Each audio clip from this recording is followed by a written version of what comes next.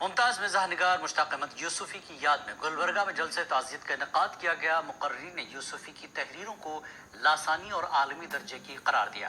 تو آپ دیکھیں تفصیلات، ہمیں دیجیے اجازت، آداب۔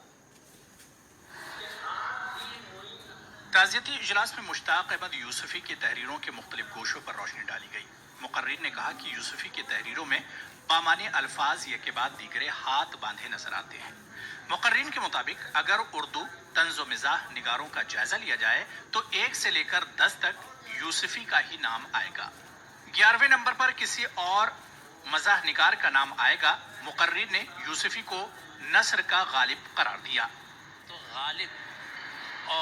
غالب کی غزل اور مشتاق احمد یوسفی کی نثر میں قدر مشترک چیزیں ہمیں نظر آتی ہیں کہ وہ اس کا ایک وصف جدت ترازی ہے، کہ وہ جدت غالب کے یہاں الفاظ میں آئی، تراکیب میں آئی، محاوروں میں آئی، وہی کیفیت مشتاق احمد یوسفی کے نثر میں ہمیں ملتی ہے کہ وہ جدت ان کے یہاں جدت کے ساتھ ساتھ اپنے پڑھنے والے قاری کے لیے انہوں نے بہت کچھ مواد بھی فراہم کیا ہے۔ مقررین نے یوسفی کو زمانے کا نباز قرار دیا، جنہوں نے معاشرے کی کوتاہیوں کو قریب سے دیکھ کر طنز و مزاح کے ذریعے زمانے کے روبرو پیش کیا۔ معاشرہ بہت زیادہ تنزلی کا شکار ہوتا ہے تو اس معاشرے میں تنقید کو برداشت کرنے کی جرت اور طاقت نہیں ہوتی، تو مشتاق احمد یوسفی نے اس بات کو محسوس کیا اور خود کو اپنا ایک کردار وضع کر کے، جس کو ہمزاد کہتے ہیں، انگلش میں اس کو آلٹر ایگو کہا جاتا ہے، کہ انہوں نے اپنا ہی کردار وضع کیا جس کا نام خواجہ عبدالودود ہے۔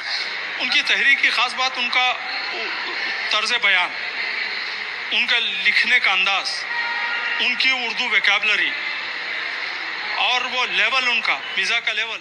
مقررین نے کہا کہ دنیا اردو سے نابلد ہونے کی وجہ سے یوسفی کی تحریروں سے ناواقف ہے۔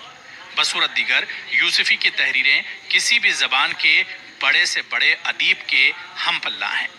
نیوز 18 اردو کے لیے گلبرگہ سے جواد میر کی رپورٹ۔